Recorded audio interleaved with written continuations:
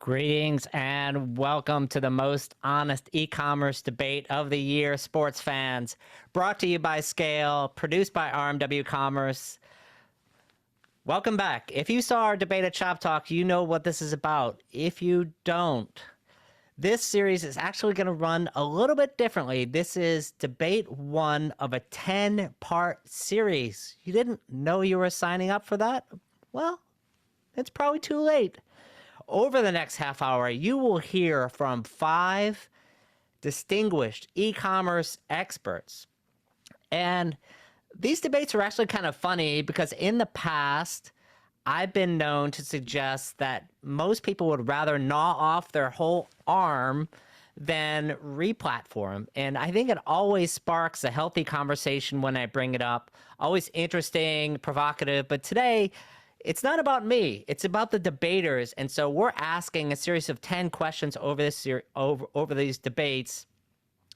And essentially for today, I ask a very simple question. Why do we hate on our platforms? This is the question that every brand asks as soon as their checkout breaks, almost sometimes as soon as they launch their new website. Especially if you're an agency in the audience, you know that happens. Whenever your ad spend spikes or your CFO mentions the word migration or how it's doing, it's a challenge. So today, in the next few weeks, 5 industry heavyweights step into the ring to defend or destroy our platforms, which is really, if you think about it, this is the software that really keeps your business alive and maybe sometimes ruins their weekend. I would love to give a huge call out to our friends at Scale who are sponsoring this series. This debate series is sponsored by Scale, the e-commerce platform built for enterprise retail. Replatform in under 7 months, launch new markets in minutes, and execute even your most ambitious promotions fast. No more bottlenecks, no more pain, just a platform that really works. I'm Rick Watson, your impartial referee and part-time platform therapist. We'll see in this debate who blames the code, who blames the people, the process, the talent, the culture, and of course, you're in the audience today on this webinar. You're going to vote at the end of this session. So without further ado, let's get ready to rumble! First up is Matt Ezyk.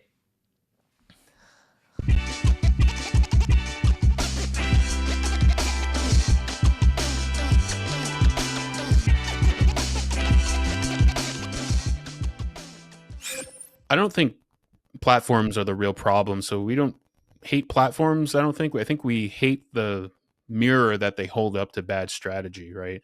The criticism is often misplaced. Most of the pain points stem from poor implementation and quite frankly, leadership choices.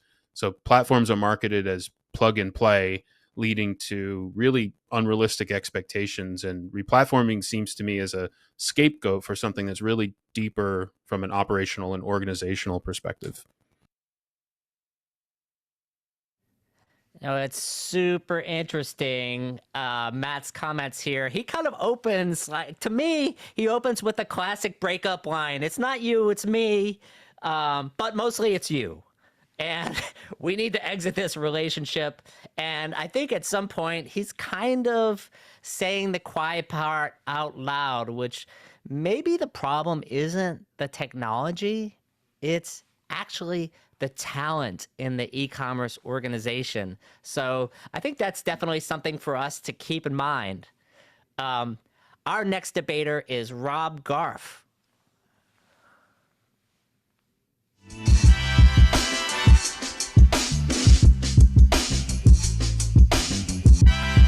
Hey, I'm actually not really sure who hates their e-commerce platform. Certainly, there are analysts that pontificate. There are consultants who make money and have billable hours based on replatforms and creating friction between the legacy and modern providers. But at the end of the day, it's all about optimizing what you have, whether it's the legacy stack or moving over to a more modern technology platform. Now, what it does allow you to do in terms of more innovative, modern technology is just move faster. What I have found over time is retailers' brands really paint themselves in an upgrade corner. And it's nobody's fault in particular within the organization.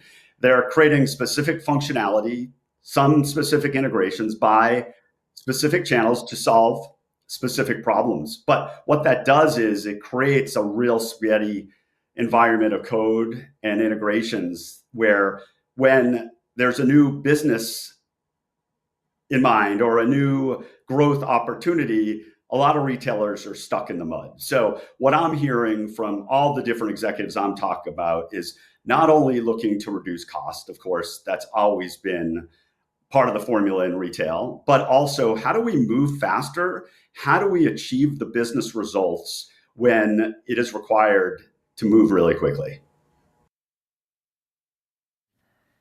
This is, I think, some fascinating comments because Rob actually reminds us, and as a consultant myself, do I have to say, like, shots fired? He reminds us that consultants and analysts are actually kind of like, the firemen putting out the fire that they actually started. So, and then turning around and actually selling you fire insurance on that same house. Just saying. And so it seems to me like if I'm reading this properly, in Rob's world, the pain isn't the platform itself, it's the perpetual redesign of our own bad decisions. So that'll be interesting to see if that's a theme for other debaters. So thanks, Rob, for that contribution. Next up, we have another debater, Suze Dowling from Pattern Brands.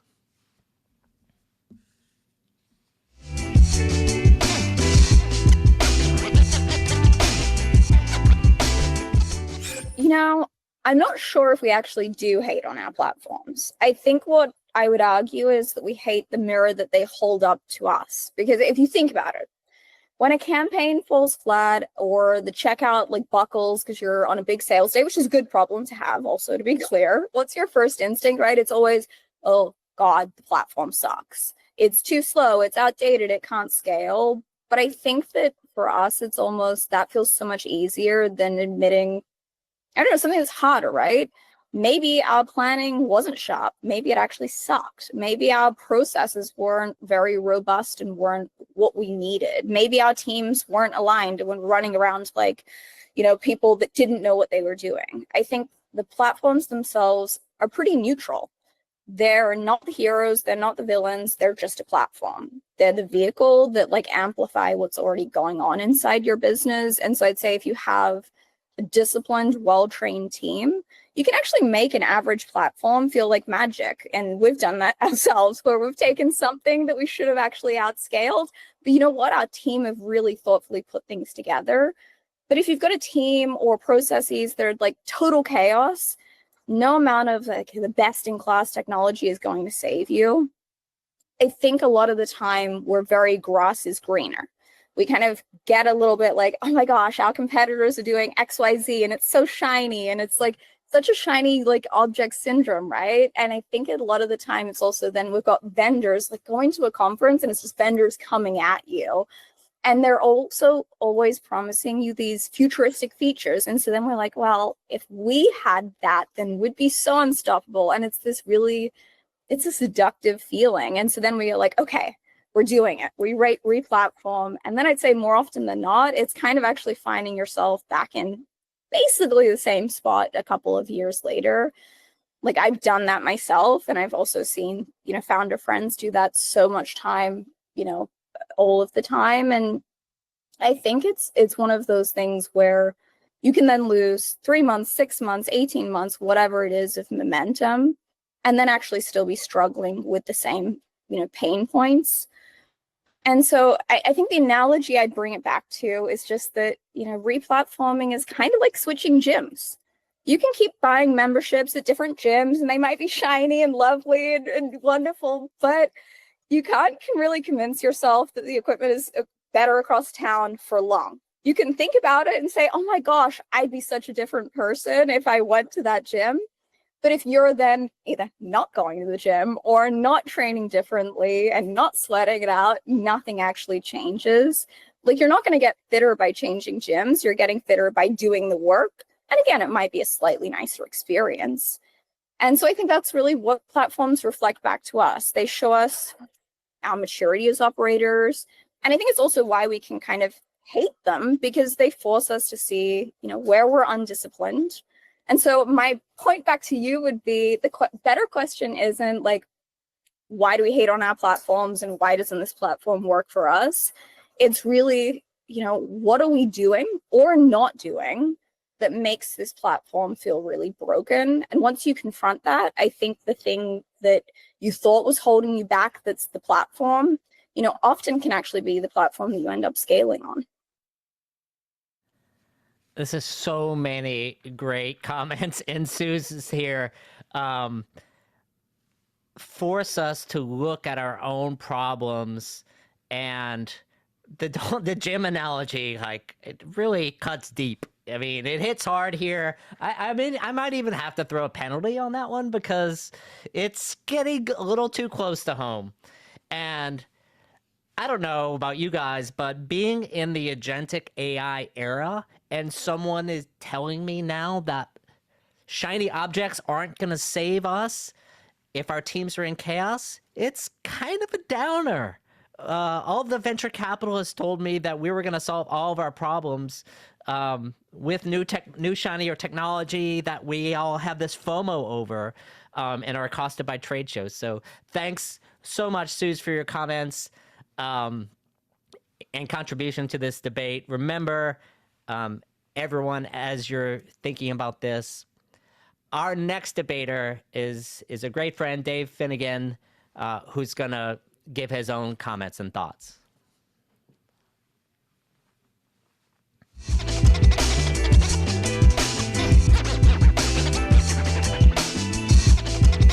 I think because platforms were really never designed to evolve with human culture.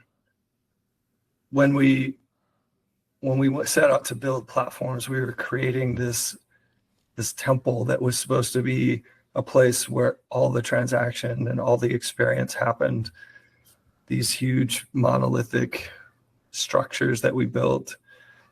But what we found is that human experience doesn't work that way. It's much more rapid. People change way faster than platforms change. As a result, what happens is retailers are forced to take that key monolithic structure, that platform, and then bolt on other solutions onto it. And suddenly that temple looks a lot more like a shanty town. I think we don't hate platforms because they're bad. We hate them because they force us into a constant compromise, where we're stitching together things to make the experience better. We're waiting for innovation to come from the outside. And probably the worst part of all is the dreaded replatforming cycle, which from my perspective feels more like urban relocation than it does real tech strategy. Ouch. I mean, he dropped the mic at the end. Replatforms sound like urban relocation more than real tech strategy. That hits right to the core of it. I really got out of this. The quote that's up here really nails it for me, which is platforms. One of the reasons that we hate on our platforms is it tends to force us into some kind of constant compromise situation. That's just like, it's too perfect. So thank you, Dave, for your comments.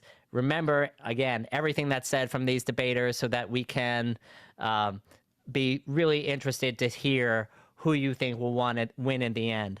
With that, we have our last debater on our docket, Lee Trotter from Data Realm. Thank you.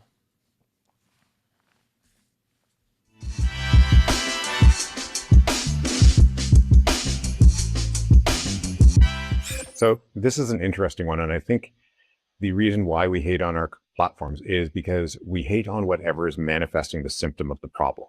So if your e-commerce site is slow, you're looking at that and saying my e-commerce platform sucks.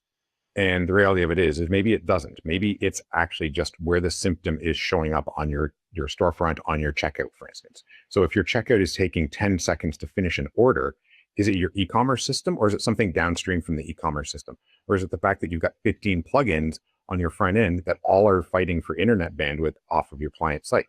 All of those things are actually where your problem is. The e-commerce system is just the easy excuse to say, we need to replatform and that'll fix all of our woes. And that'll be 2 years later, you'll realize you still have the same problem. So really, at the end of the day, it's like we hate our e-commerce platform because we don't know how to identify our root cause. Yeah, we don't know how to identify the root cause. And I think how many times have we been on teams where we're changing something for the sake of changing something, including our platform, and we're not really sure. No one bothered to ask the question of the why that are we doing these things? Like, what problem are we trying to solve here? And I think if optimism were, I like the fact that Lee really strikes an optimistic tone. And if optimism were code, I think Lee almost like shipped a new religion. So thanks, Lee, for your contributions. And with that, that kind of wraps up our debaters here.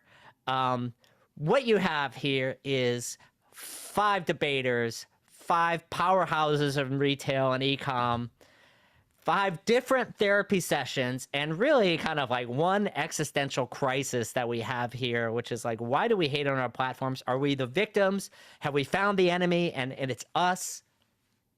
But ultimately, it's going to be up for you to decide. That's what we're going to vote today. That's why it's a debate.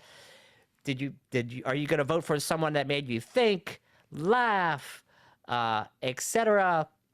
Tell us in your mind, who won the first debates?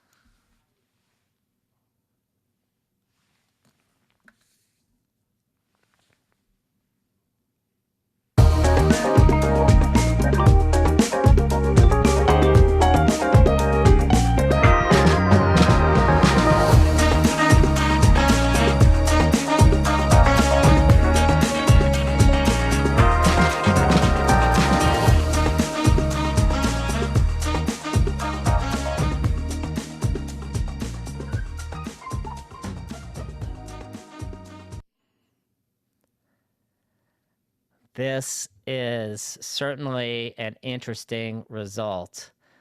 There are going to be some disappointed people out there, and let me share it out.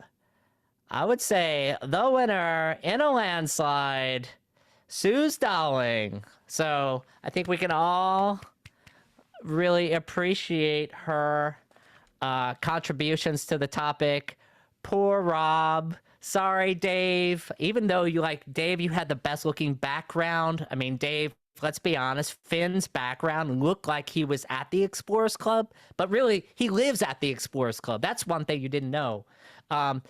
Unfortunately, Matt, you didn't make it this time. We'll see what happens next week. Our next debate is next Wednesday, same bat time, same bat channel. Our next topic is total cost of ownership, TCO. Is that a terrible or a great metric for our platforms? If you were already registered for this session, you already are registered for the next session. If you would like to invite your friends, tell them what a cool experience you have, the fact that you didn't get a penalty thrown at you. We really appreciate you coming to this debate today and look forward to many more in the future. Thanks again.